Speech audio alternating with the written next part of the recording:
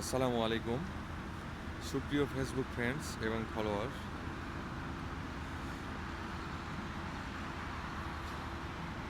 সবাই কেমন আছেন? আশা করি আল্লাহর রহমতে যে যে পরিস্থিতিতে আছেন ভালো আছেন।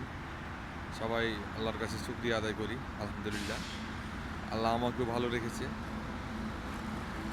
আলহামদুলিল্লাহ ভালো আছি, প্রবাসে আছি।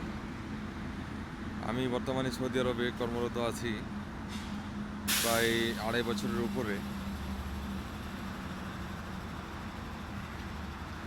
দেশে নাই, কিন্তু দেশের জন্য তো সবসময় একটা টান কাজ করে, তাই দেশের বিভিন্ন পরিস্থিতি বা বিভিন্ন খবরাখবর দেখি বা জানার চেষ্টা করি। বিভিন্ন সময় বিভিন্ন কিছু আসে যেগুলো জানি এবং যতটুকু পারি বোঝার চেষ্টা করি। বর্তমান সময়ে ভারত বিরোধী একটা ক্যাম্পেইন চলছে, যে ক্যাম্পেইনটি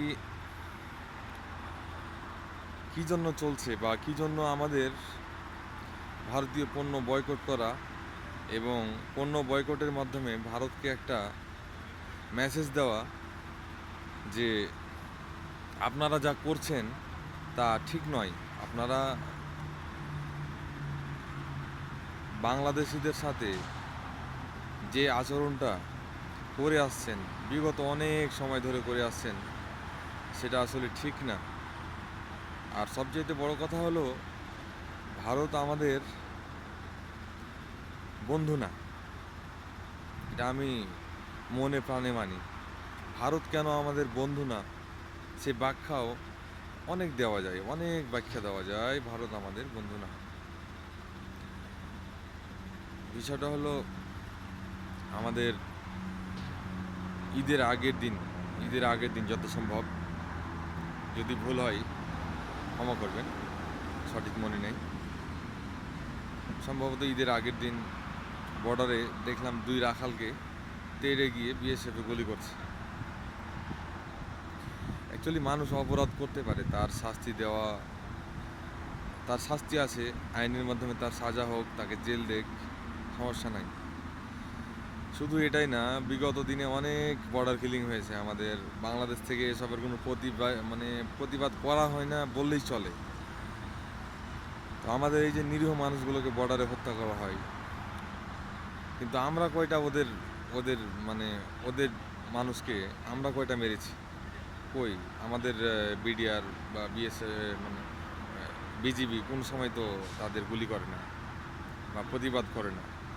ওদিকে নেপালের মতো ছোট্ট একটা কান্ট্রি পিটায় তক্তা করে দেয়, চীনের কাছে মাইর খায়, পাকিস্তানের কাছে মাইর খায়, আর বাংলাদেশের সাথে যত মাস্তানি দেখায় কী জন্যে জানেন?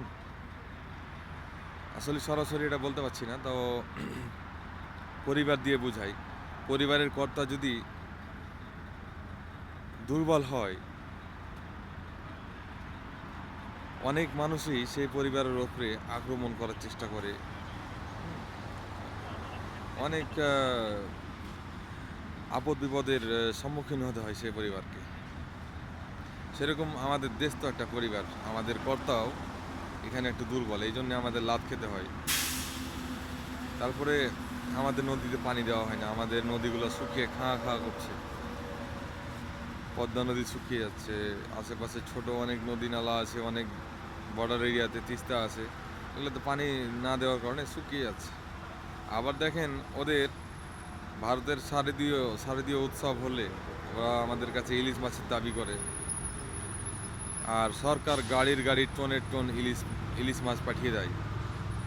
তখন একটা ভাষা ব্যবহার হয়, ধর্ম যার যার, উৎসব সবার।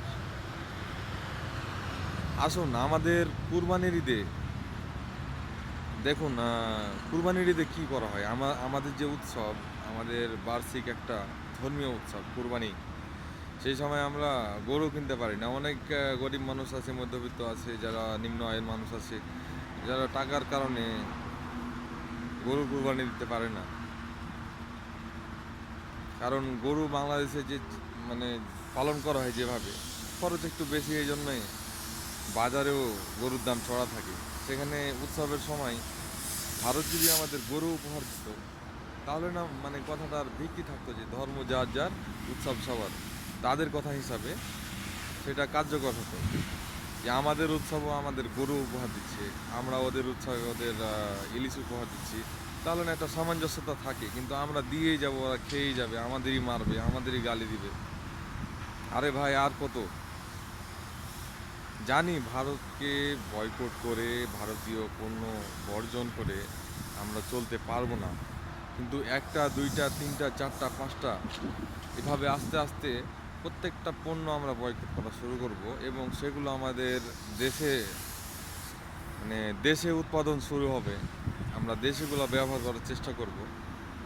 একটা আন্দোলন বা একটা এই যে বয়কটের ব্যাপার চলছে, এটা একদিনে সফল হবে না, কিন্তু সফল করার জন্য যে প্রয়াস সৃষ্টি করা লাগবে, সেটা আমাদের যুব সমাজ, আমাদের দেশের সচেতন নাগরিক সবাই আমরা এক হয়ে যদি আমরা দৈনন্দিন জীবনে কি কি ব্যবহার করি ভারতীয়, আমি যদি 5টা ব্যবহার করে থাকি, সেখানে হয়তো 3টি দেখবেন যে আমি ব্যবহার না করলেও পারি, এই 3টি বাদ দেন না, ওই দুটি যে বাকি দুটি থাকবে এটিও আস্তে আস্তে বাদ হয়ে যাবে।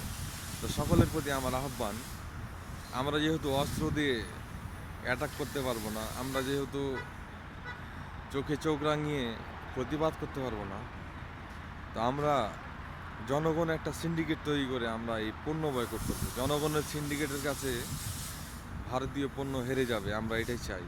সকলের কাছে আহ্বান, আপনারা ভারতীয় পণ্য বয়কট করুন, কারণ ভারত আমাদের বন্ধু না, ভারত আমাদের সব ক্ষেত্রেই এখন শত্রুতে পরিণত হয়েছে, ওরা শত্রুতা করছে, সেটার প্রতিবাদ হিসেবে আমরা তাদের পণ্যগুলো বয়কট করব। তো আমার এই কথাগুলো অতটা সাজানো গোছানো হয়তো না, কিন্তু বলার চেষ্টা করছি, সামনে আরও ভালোভাবে বলবো, অভ্যাস হয়ে যাবে ইনশাআল্লাহ। আমি ছোট থেকেই ভারত বিরোধী, ছোট থেকেই। ভারতের সাথে যদি জিম্বাবুয়ে ক্রিকেট টিমেরও খেলা হতো, তা আমি জিম্বাবুয়ের পক্ষে, ভারতের পক্ষে না। আমি সেই ছোটোবেলা থেকে এরকম, কারণ আমার আমার দেশের স্বার্থ যেখানে ক্ষুণ্ণ হয়, সেখানে আমি কোনোভাবেই একটি দেশকে ভালোবাসতে পারি না। তো যারা ভারতকে পছন্দ করে, তাদের কাছে আমার এই ভিডিওটা খারাপ লাগতে পারে। আমি তাদের কাছে ক্ষমা চাই, এবং তাদের বোঝার জন্য চেষ্টা করতে বলি, যে তা আপনারা দেখেন বা বিবেচনা করেন, যদি আপনার মনে লাগে, বিবেকে লাগে যে ভারত আমাদের বন্ধু, তো তাদের আপনি সাপোর্ট করে যান। কিন্তু চেষ্টা করুন, একটু বোঝার চেষ্টা করুন, একটু পড়ুন, একটু ঘাঁটুন, মানে বিভিন্ন মাধ্যম আছে জানার, সেগুলো যাচাই বাছাই করেন, দেখেন সত্যি কি বন্ধু। একজন বন্ধু কি সারাক্ষণ আরেকজন বন্ধুকে খাইয়ে যাবে, দিয়ে যাবে, আর অপরজন খেয়ে যাবে, নিয়ে যাবে, কিছুই দিবে না, এটা কি বন্ধুত্ব বলে? এটা কখনোই বন্ধু না, এটাকে কখনোই বন্ধুত্ব বলা হয়নি। আমার কথা শেষ করছি। ভালো থাকবেন, সুস্থ থাকবেন। আবারও হয়তো কোনো দিন কোনো কথা নিয়ে হাজির হব ইনশাআল্লাহ। আসসালামু আলাইকুম।